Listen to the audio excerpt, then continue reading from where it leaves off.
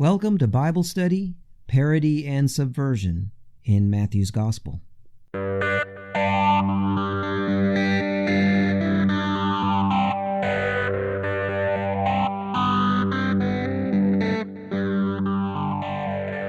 the last two episodes of this podcast, we unpacked the first two sections of Matthew 13, and now we finally get to the third and last section.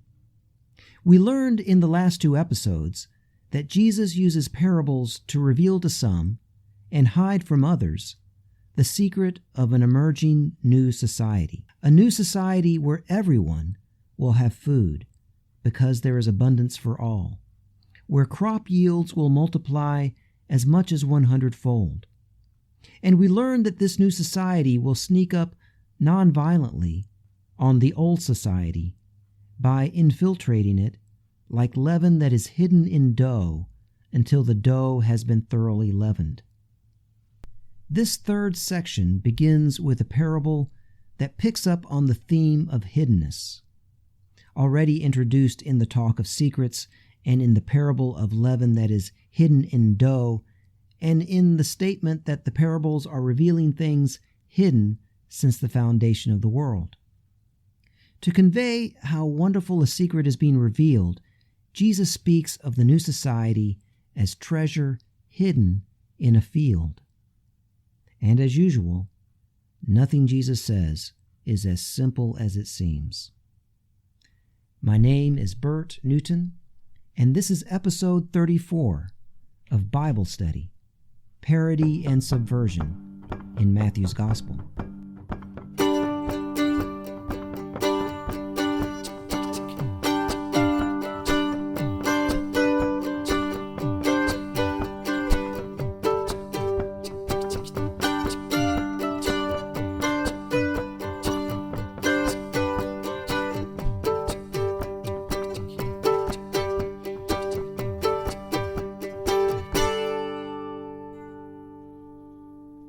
Let's begin with the parable of the treasure hidden in a field. Matthew 13:44. The kingdom of heaven is like treasure hidden in a field, which someone found and hid. Then in his joy he goes and sells all that he has and buys that field. Here we have another parable that the author of Matthew chose to include that is not present in the parallel passage in the Gospel of Mark chapter 4. There is a parallel passage in Mark chapter 4, and this parable is not included in it. And there may be a good reason for this. Most scholars believe that the Gospel of Mark was the first gospel written, and that it was written shortly before or shortly after the year 70. If you remember, I've mentioned several times that the year 70 was the year that Jerusalem was destroyed by Roman legions, following a 4-year peasant uprising. Most scholars believe that the Gospel of Matthew was written or achieved its final form 10 to 20 years later. So a little bit of time had run on the clock by the time Matthew was completed. During that time, it had become common for treasure to be found buried in fields in Israel, especially around Jerusalem. This treasure had been buried there by wealthy Jerusalem families fleeing the war. Josephus writes of these treasures being discovered and dug up by the Romans. Writing around the same time as Matthew, in his work The Judean War, he states, "Of the vast wealth of the city, no small portion was still being discovered among the ruins. Much of this the Romans dug up, but the greater part they became possessed of through the information of prisoners. Gold and silver and other most precious articles, which the owners, in view of uncertain fortunes of war, had stored underground." There are also passages from the pseudepigraphal works of 2nd Baruch and 4th Baruch that speak of the temple treasures being stored in the ground.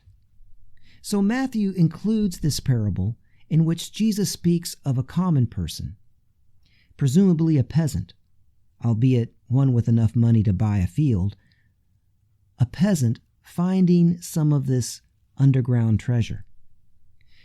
Normally, finding a treasure and keeping it secret and then buying the field from the owner without revealing the secret of the treasure would be a dishonorable thing to do.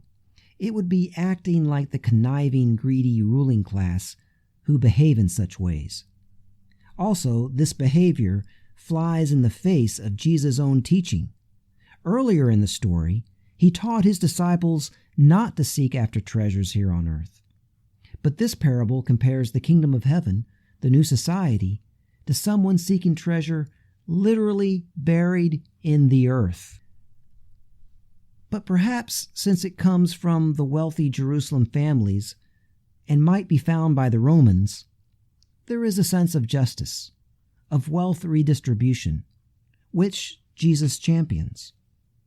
But let's go on to the next parable, which is very similar, and we may get some clarity. This is verses 45 to 46. Again, the kingdom of heaven is like a merchant in search of fine pearls. On finding one pearl of great value, he went and sold all that he had and bought it. Here we have another parable comparing the new society to someone seeking earthly wealth. This time, the person is identified as a merchant. Merchants were not well regarded in ancient Israel. An earlier Israelite teacher named Jesus ben Sirach said this about merchants: "A merchant can hardly keep from wrongdoing, nor is a tradesman innocent of sin." That's Sirach 26:29. The Maccabean books speak of merchants waiting with bated breath for the Seleucid troops to destroy Jerusalem so they might profit from trade in Jewish slaves. The book of Revelation, roughly contemporary with Matthew, includes the demise of the merchant class in the final judgment on Rome and the kingdoms of this world.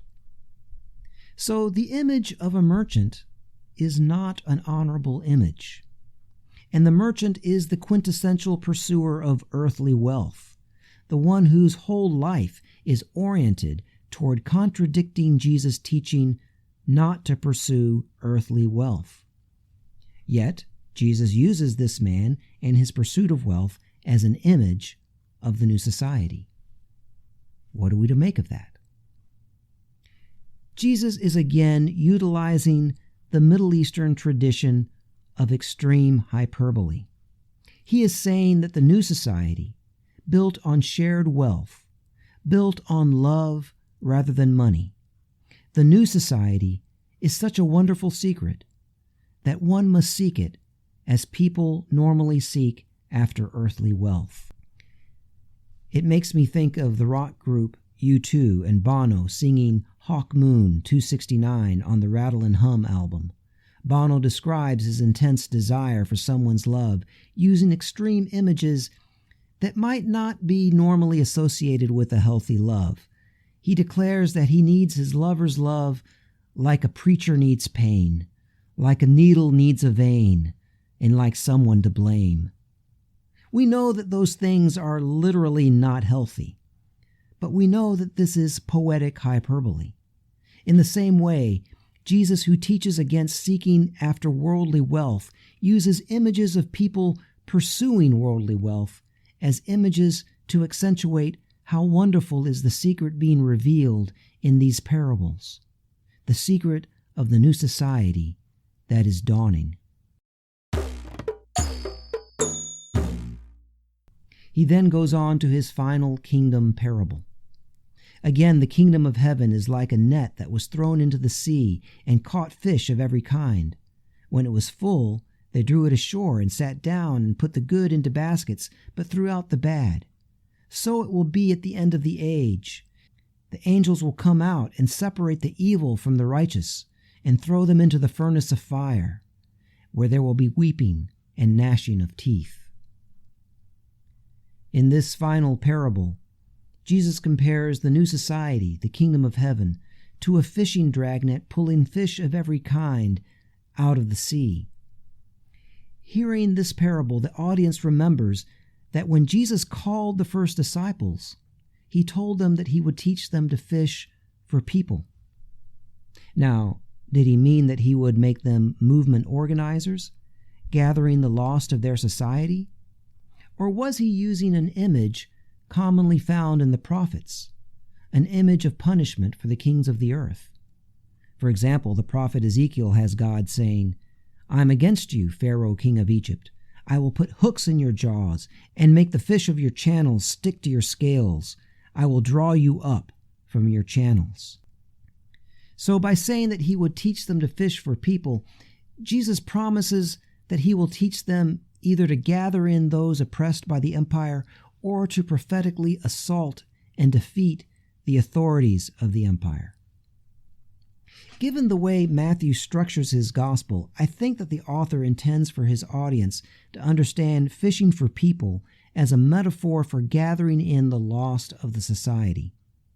Ched Myers, commenting on this phrase in the Gospel of Mark, which was written before Matthew, believes that Mark is riffing off of the prophetic statements of punishment of kings and emperors.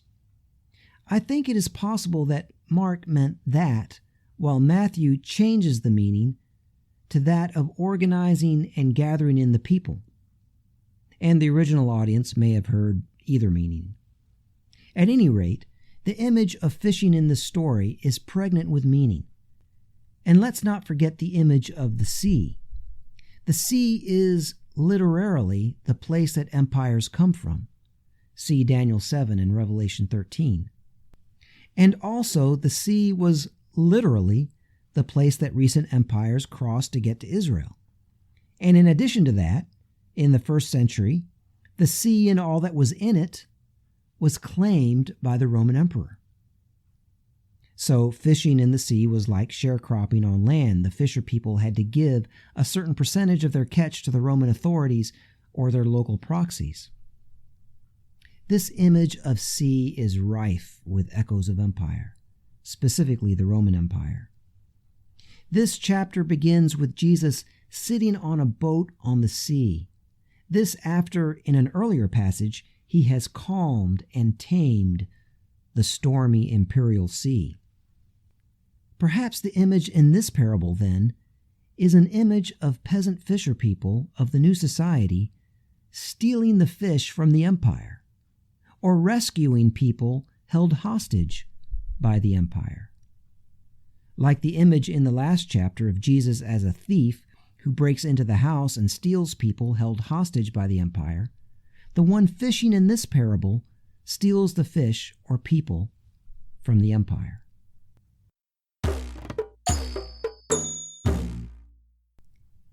But not all the fish are kept. Like the parable of the sower at the beginning of the chapter, not everyone accepts the message of the new society or remains faithful to it. Like the parable of the wheat and the weeds in the middle of the chapter, the children of the new society and those of the old society are all mixed together and are only separated at the end. The audience is reminded once again that the new society is mixed in with the old. The kingdom of heaven is hidden among the kingdoms of this world. And so we finally get to the final parts of chapter 13. Matthew 13:51 to 53. This is Jesus speaking. "Have you understood all this?" They answered, "Yes." And he said to them, "Therefore every scribe who has been trained for the kingdom of heaven is like the master of a household who brings out of his treasure what is new and what is old." When Jesus had finished these parables, he left that place. Jesus asks his disciples, "Have you understood all this?" And they respond with, "Yes." This in contrast to the beginning and middle of the chapter when the disciples needed explanations. They needed the parables to be interpreted for them. This chapter has been one long training through parables and teaching about parables for the disciples. At the beginning and in the middle, they are still untrained. They need explanation. But at the end, they finally understand. They are trained. And Jesus proclaims them to be scribes trained for the kingdom of heaven, or scribes trained for the new society. This in contrast to scribes trained for the old society. The similarity and contrasts between the scribes of the new society and the scribes of the old society is crucial to understanding what is being said here. The similarity between the two sets of scribes is that they both deal in deep wisdom and secrets of parables. Jesus ben Sirach says this about the role of a scribe. He seeks out the wisdom of the ancients and is concerned with prophecies. He preserves the sayings of the famous and penetrates the subtleties of parables. He seeks out the hidden meanings of proverbs and is at home with the obscurities of parables. That's Sirach 39, 1-3. That sounds just like how Jesus is training his disciples in this chapter. But the contrast is one of social and economic class. The scribes of the old society are from the upper classes, or as Jesus ben Sirach says, the leisure class. In the same passage from Sirach that he describes the role of scribes, he states that their role requires them to be men of leisure. Sirach 38:24 states, "The wisdom of the scribe depends on the opportunity of leisure." Sirach then goes on to distinguish scribes from the working class that has to do hard physical labor and does not have the leisure time for scribal learning. The class distinction is the contrast. Jesus' disciples are peasants, but he has just trained them to be scribes for the new society. Meanwhile, the scribal class of the old society are among those from whom the secrets of Jesus' parables are hidden. Once again, this gospel proclaims a great reversal. As Jesus will soon teach, the first are made last, and the last first. The peasants are the new scribes, and the old scribes lack understanding.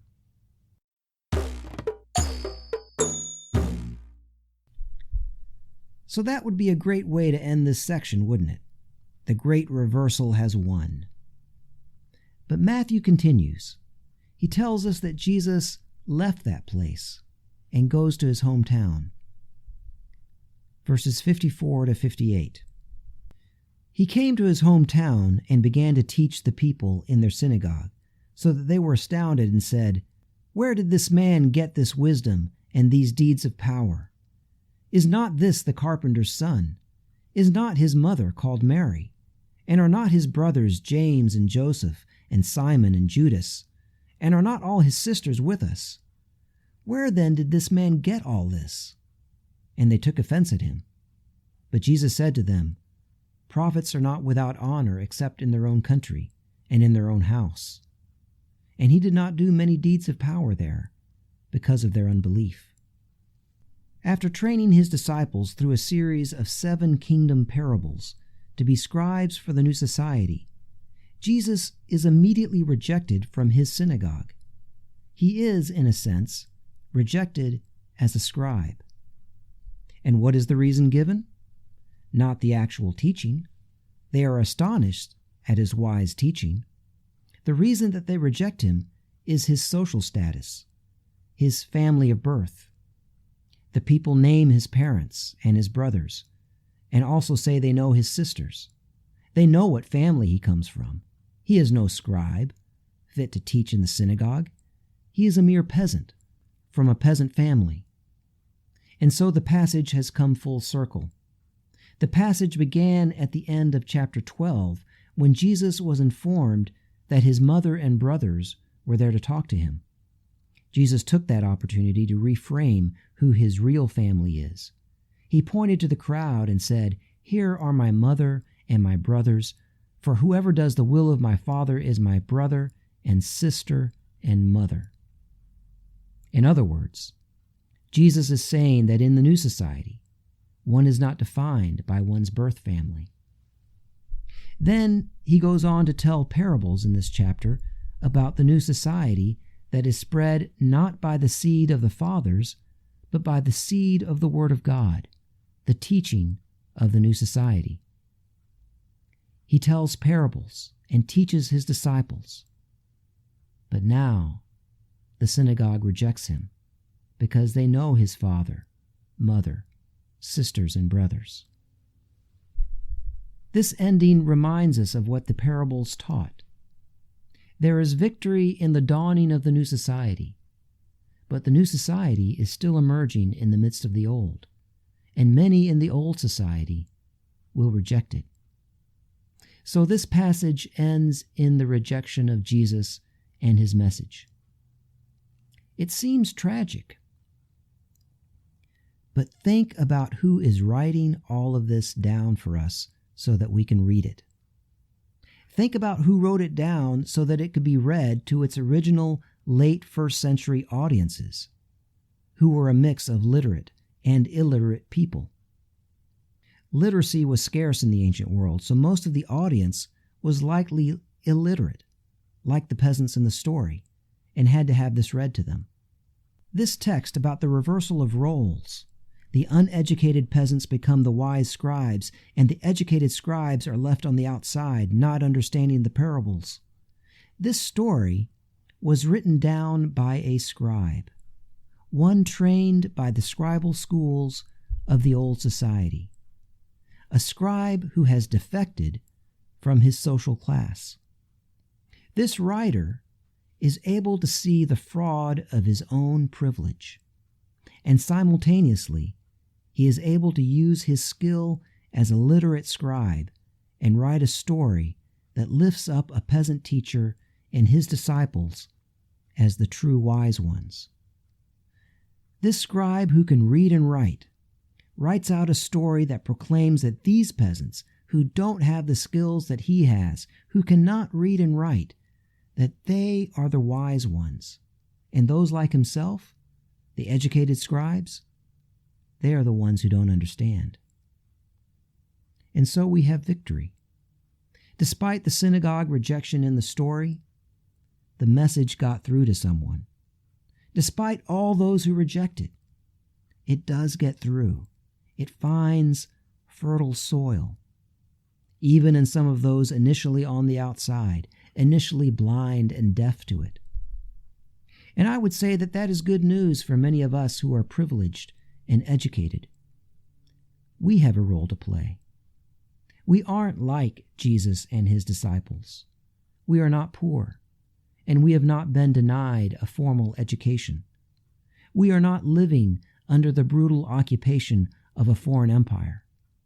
In fact, for those of us in the United States, we are citizens of the empire, living in the belly of the beast. But there is still a role for us in the movement. We can use what we have been given, the skills that we have been privileged to develop, to help tell a story that lifts up people without the same privilege and the same skills. A story about people who are wiser than we are and who know things that we cannot know. That, my friends, is good news for us. My name is Bert Newton. The music in this podcast is provided by Bob Nolte and David Martin. Please rate us on Apple Podcast and Stitcher and wherever you can to help draw people to this podcast. Please leave reviews as well. Donations can be made through PayPal. Just send them to subversivewisdom@gmail.com. You can send questions to the same address, subversivewisdom@gmail.com. This has been episode 34 of Bible Study, Parody and Subversion in Matthew's Gospel.